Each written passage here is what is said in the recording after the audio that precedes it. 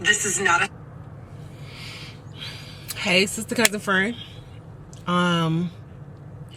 Today, I have a lot of chores to do, but I ain't doing no chores.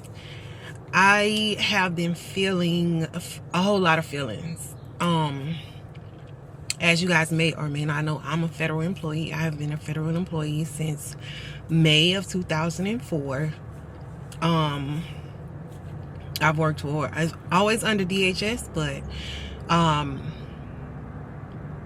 different agencies, right? I've worked for TSA, I've worked for Customs and Border Protection. Now I work for United States Citizenship and Immigration Services, and it's probably the best position with the best agency that I've ever worked with. I've loved all of my jobs. Don't get it. I loved my time at TSA.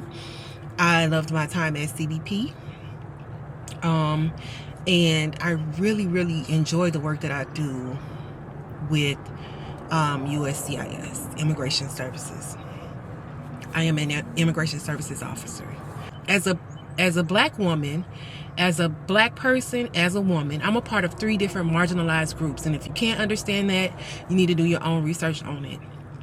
I am a marginalized person in America, right? Regardless of me being American, regardless of my people, my family, my ancestors, my forefathers being here prior to the 1800s, in chains, I am an American, right? Born and raised, literally bred American.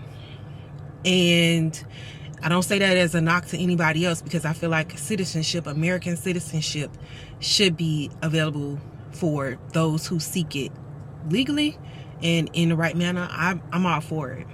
But understand that even though I'm an American, I am a marginalized American on a lot of different fronts, right?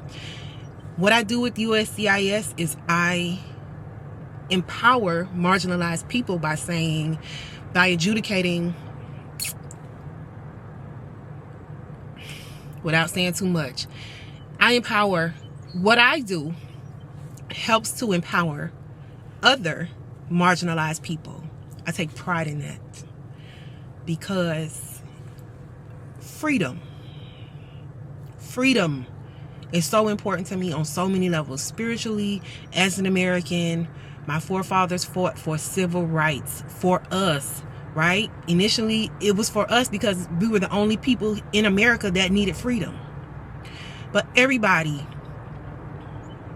a lot of other people became free because of my forefathers' fight for civility. With all that being said, we are in a time now in 2024 America where my freedom to work for the American government is being infringed upon, and I am being marginalized yet again because I am a federal employee. And that is what has been heavy on my mind the past couple of days. It's you know, with everything that's going on, everything has been heavy. But particularly this. I went to go fill out an application for something recently. You know, on applications, they ask you where you work, how much you make, you know, the standard questions. So when I got done with my application, and I, you know, gave it to the person that was helping me,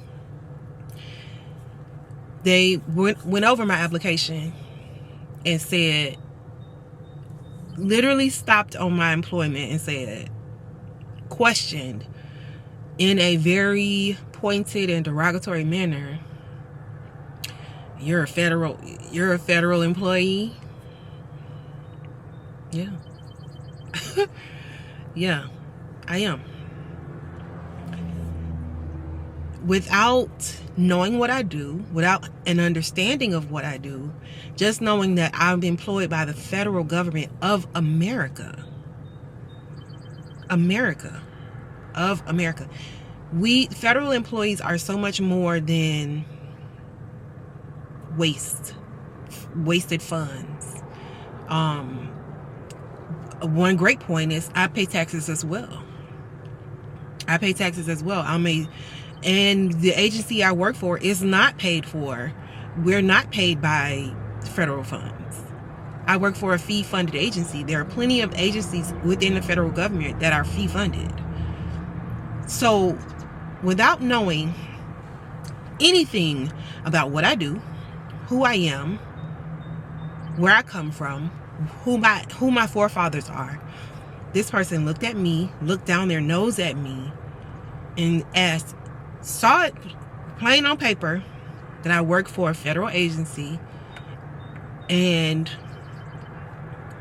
was demeaning to me in the way that they asked the question, making me know and understand that because I am a federal employee, there's a new marginalization happening, right?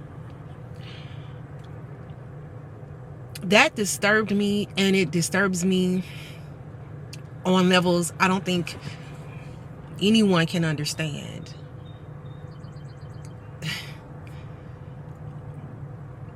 And I don't know what else to say. Yesterday, I had a Teams meeting with my team at work, my supervisor and her supervisor. And while we don't know anything, nobody really knows anything. Nobody knows what's coming toward us. No one knows when our last day in office is going to be. No one knows if we're going to have jobs in 2 weeks, or nobody knows anything. And even that would be okay to hold on to, but the way business is being conducted within the American federal government, it is very unorthodox and very much something that we are not used to. It's like someone coming into your home, rearranging all of your furniture, moving your furniture out, moving new furniture in, but this is your home. This is where you pay the bills at, right? This is where you know what's going on. You know what's in the fridge. You know how much the light bill is going to cost. You know how much the rent is, but someone else is coming into your home, not taking any of those factors into account, not taking into what it took you to get there, not taking in account to the sacrifices that you made. As a federal employee, for as long as I've been a federal employee, I have had to keep my credit decent. I've had to make sure that I didn't get arrested. You know, I'm not doing anything crazy, of course, but drinking and driving, like smoking marijuana, recreational weed, I can't do any of those things. And I've refrained from doing those things.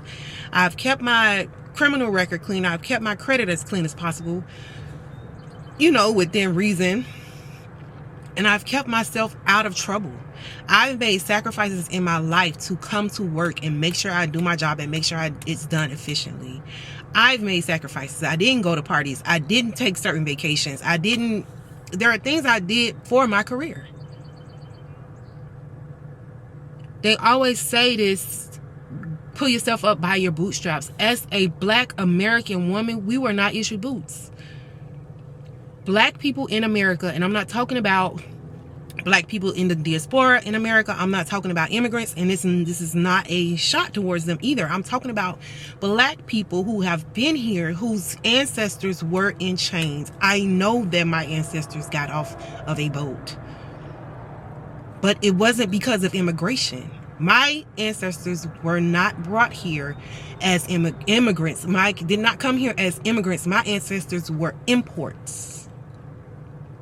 American imports. Not immigrants. I was bred, my ancestors were brought here as imports, and their descendants were bred as an American commodity.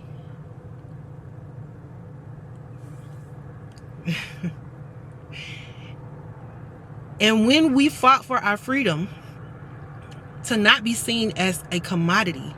They told us to pull ourselves up by our bootstraps, never issuing us boots. We had to go and find and salvage our own boots. We had to fashion our own straps and then pull ourselves up by them.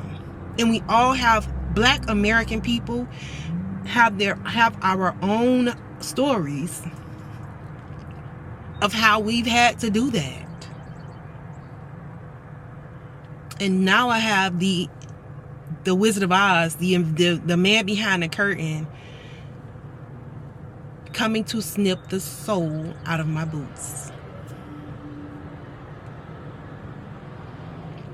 Just because. Not knowing what I did to make my way to where I am, not knowing what I do as a federal employee. All you can say is that I am it's waste, when you know nothing about what I do. You have no clue about how how my agency, how the people here keep America running. We keep what I do is such an intricate part of American society. I help people we help people get here legally, right? And we help people get jobs. We help people with the ability to get jobs so they can pay into the American government legally. That helps our country so that they can pay taxes to keep the government running. I am a cog. I am a cog in the machine. I'm not useless. I'm not a waste.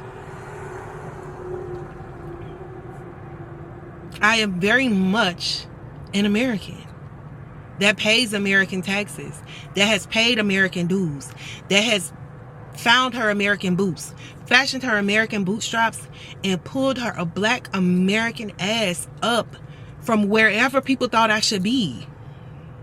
And I've made a way for myself in America as a Black woman. All for it to be taken away from me by somebody who is not American. Has no idea what it means to be American. Has no idea to what it is to be a marginalized American. No idea what it is to be a Black American.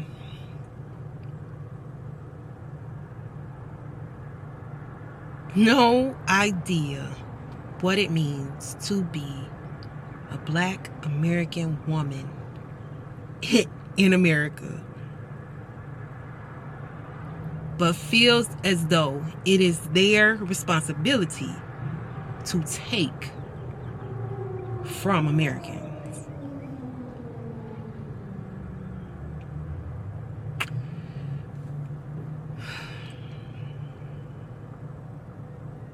Yeah, that's where I'm at.